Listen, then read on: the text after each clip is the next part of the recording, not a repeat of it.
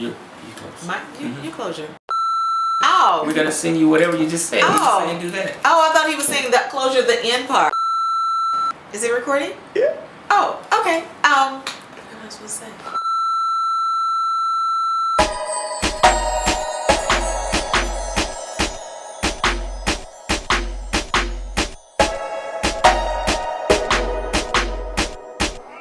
Are you ready? First, before we get started, let me just say I am so excited and thank you for all the love for the birthday wishes. Happy birthday to me. Happy birthday to me. Okay, just thank you so much again for all the birthday love, the wishes, because you know what? You don't have to take the time out to spend time to be able to say, I love you, thank you so much, happy birthday, blessings, all of that. So I really appreciate you taking out the time and just remembering me, just for a little bit. I really appreciate it. I do. Well, we're going to finish today. We're going to do part 2 to our series we started last week on courtship. Are you the one? Are you the one? Am I the one? Am I the one? Well, we wanted to kind of finish it because we had some questions that we didn't get a chance to answer. Has anyone ever been told, if you're single at all, like, oh, you're going to get married this year, you're going to get married here in the next few months? I hope they didn't say just that specific, but anyway, but has anyone even ever been approached for that when you were single, or if you are single? Like, what are the steps? What are you supposed to do at that point? You get this word, and or even you have this strong impression, or your family saying, I need you to get married this year. All of that pressure, all of that pressure. Well, yes. Well, the thing is, you want to know, like, okay, well, what do I do at this point? What do I do now that I have this extra information? You know what you're supposed to do? You're supposed to just be. You're supposed to just live. You're supposed to be in your element. Because, of course, did you really expect for him to, like, ring your doorbell, stay in the house? What did you expect to do? The thing is that you got to be available, you have to be seen, meeting to the point. I didn't say hang it all out everywhere, but again, you're living your life because they want to see you in your element, want to see what your strengths are. And you don't even realize they're going to watch you before they actually even approach you, don't you think? Mm-hmm. Most certainly. In line with what you're saying there, be meaning enjoy life. Enjoy life. Fulfill whatever that interest is in your heart. Education, sports, living, crafts, going shopping. Just being. Now, in that being time frame, you may have a word that was given to you, or even just when God himself, above all, him telling you that, or that there is a process that you're about to take. Yes, going shopping, that's a good thing. But the one thing, what you're wanting to do, he's not wanting you to change anything. What he wants you to do is do a self-evaluation. Now, that's one of the things that you take this time to do. You self-evaluate, you prepare yourself, learn some things, pray, knowing what it is to be able to be in a courtship, learn what it is to be relatable. Because there's some things, of course, when you do that self-observation, just say, you know what are some things that I feel like I would want to change, or some things that I learned from my previous relationships.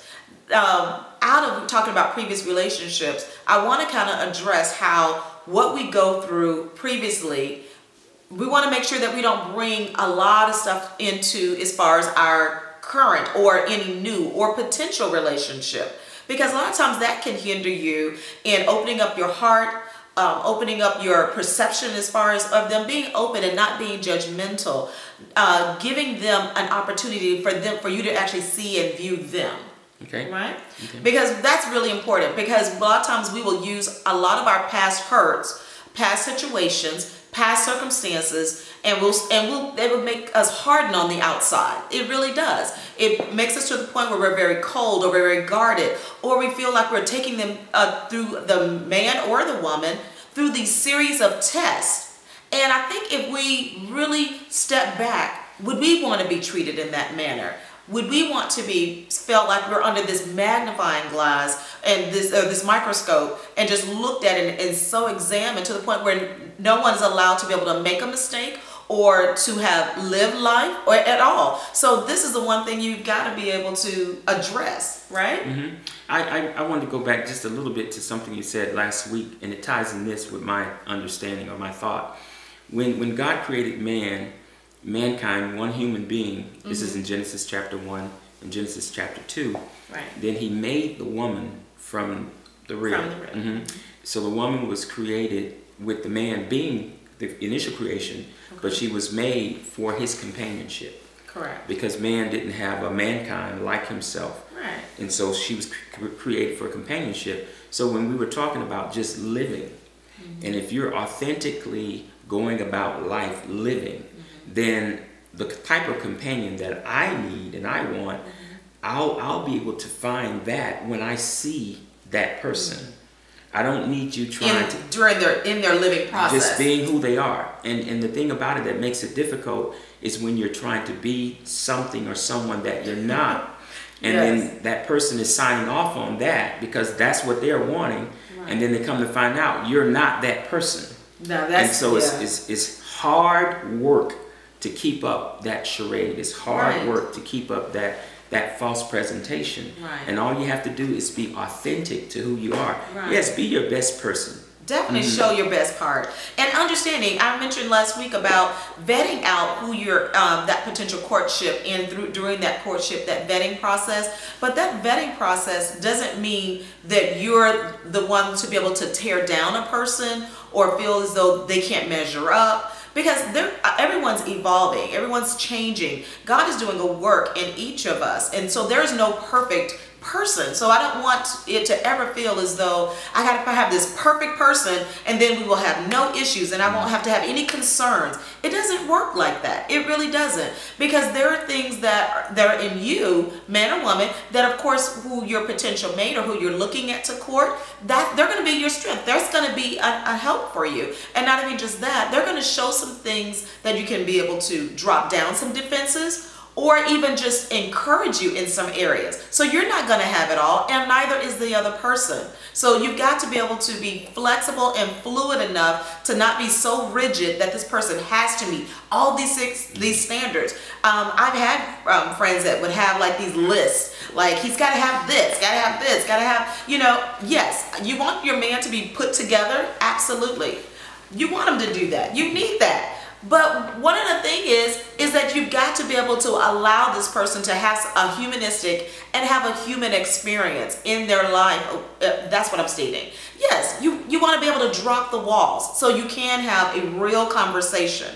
You want to be able to really find out where there's growth. If he's willing to grow even further, those are the things. What is his potential, right? Don't you want to see what the potential is for the woman or the man? Right.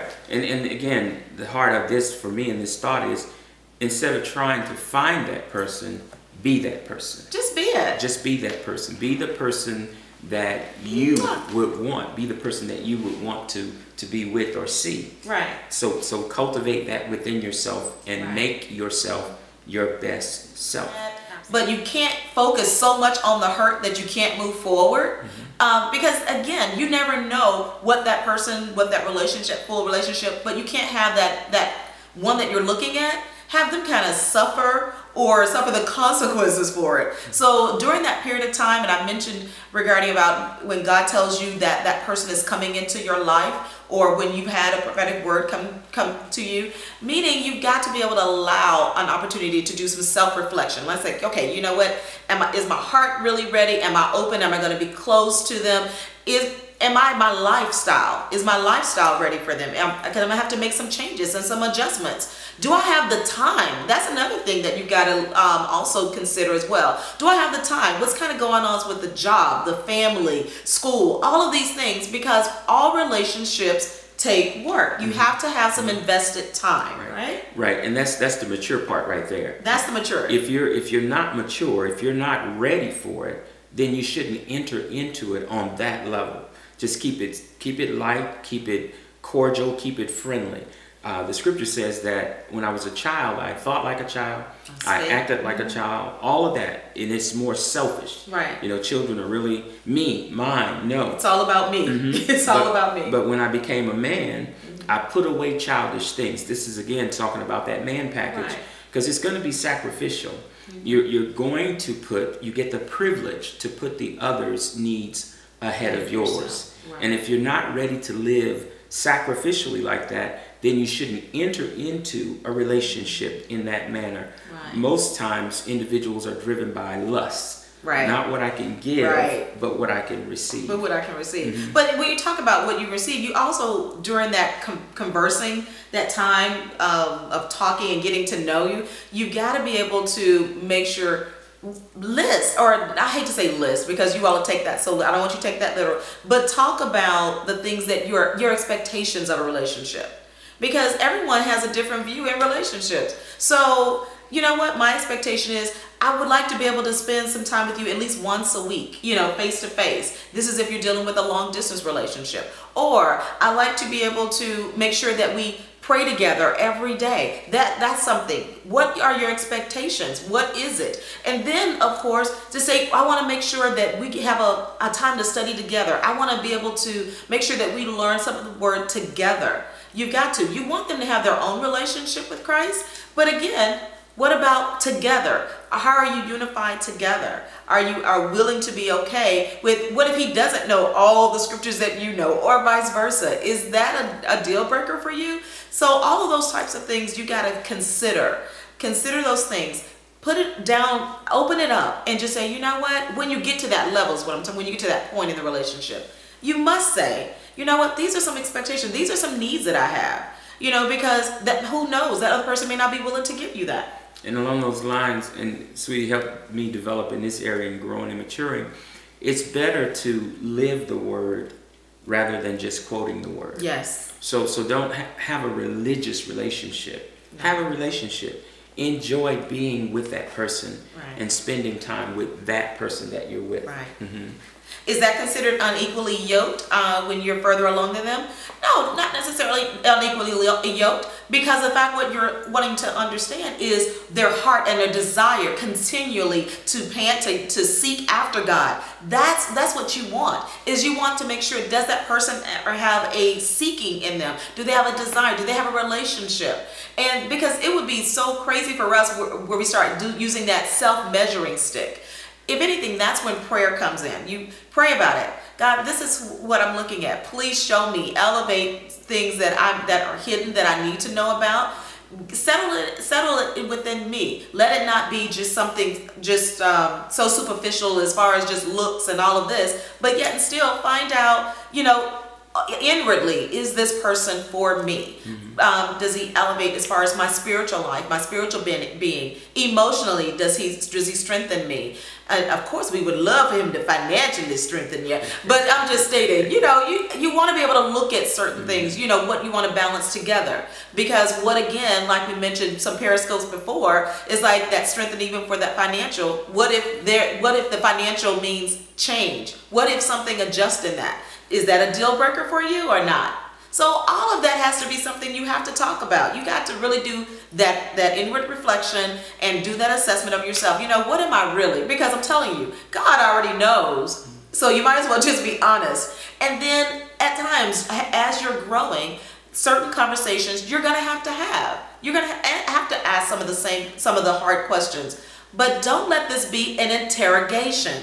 Now, that is not what I'm saying. That interrogation, and remember when I mentioned about everyone doesn't get the right to vote or to be able to have a say-so.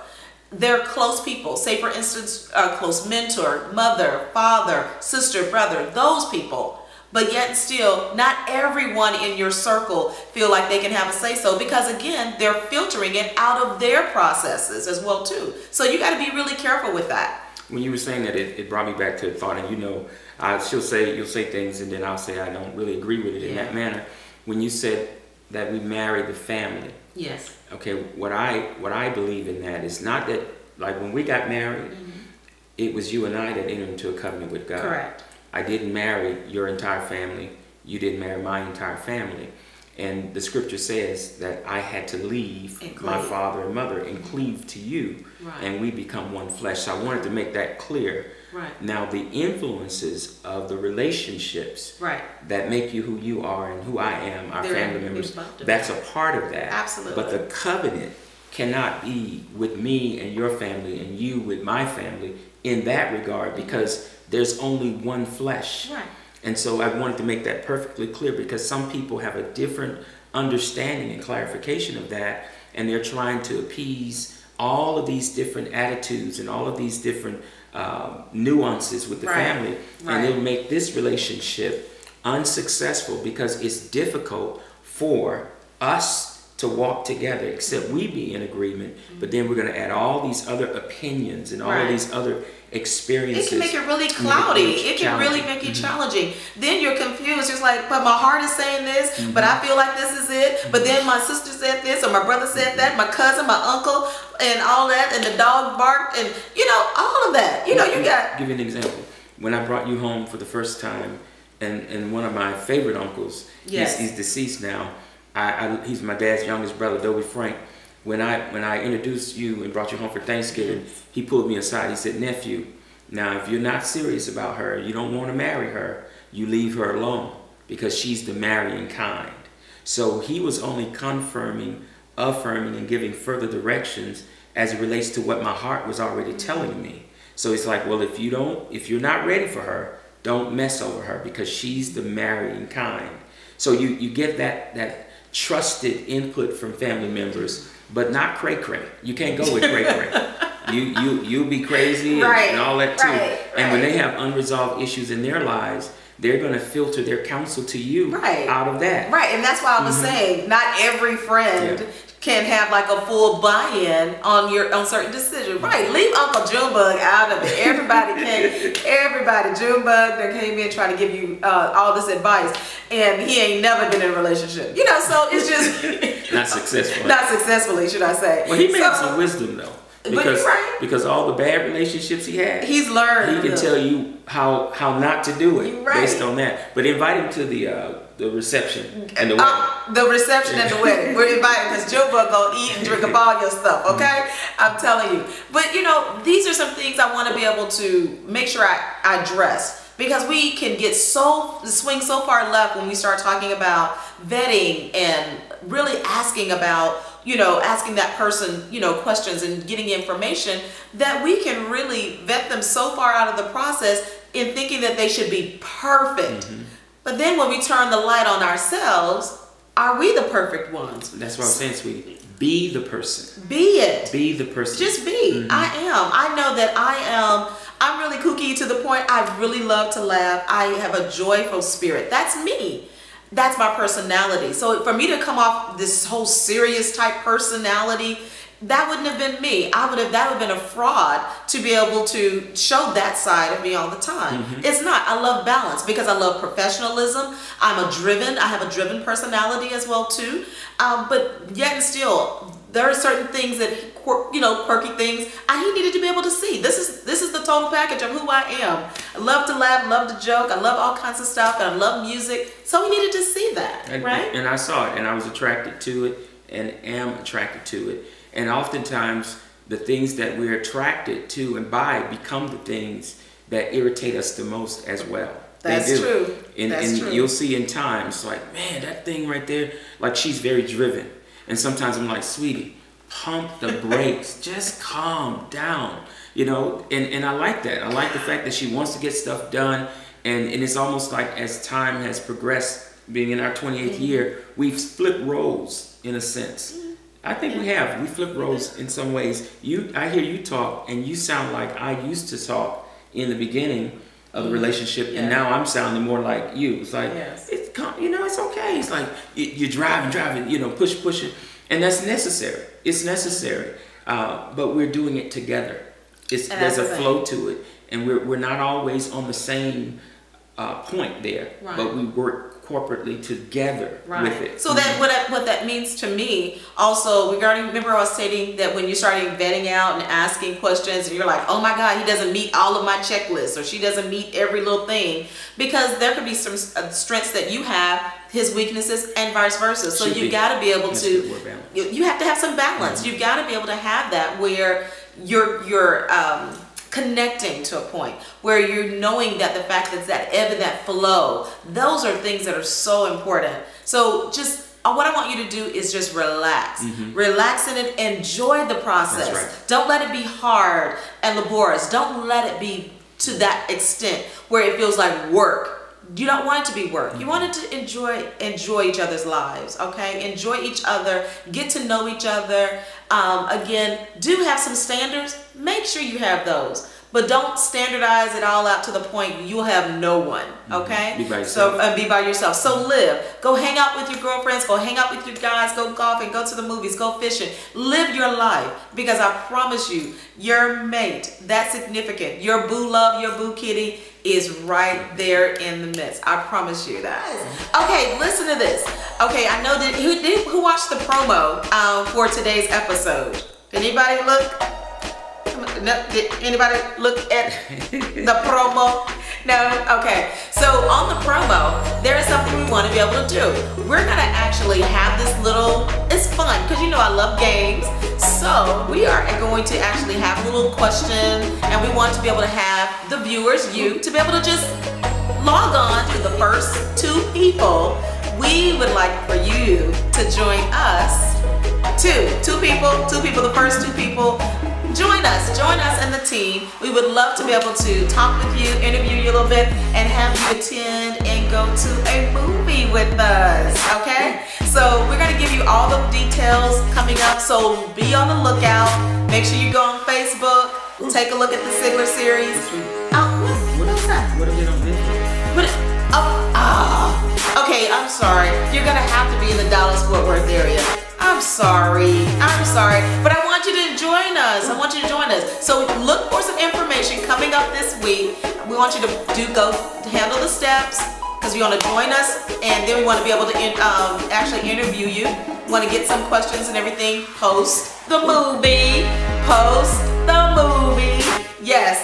So so right after the movie, let's either get a bite to eat, let's have some coffee, something. Let's do that, okay? So Father, we thank you for this series this afternoon, those that have joined, and we pray your blessing upon them. I know weather's been coming through in our area. We pray that you keep them safe where they are. For those that are seeking your name, those that want to be in a relationship, Lord, we ask that you give them wisdom and strength, encourage them in the process. For those that don't want to be in a relationship outside of their relationship with you, Lord, strengthen them even in that place. We again pray blessings upon everyone that's either dialing in now, Father, tuning in now, or will watch in the broadcast, the rebroadcast. Just let your favor and your grace rest upon them. We thank you. We bless you. In Jesus' name. Love you more.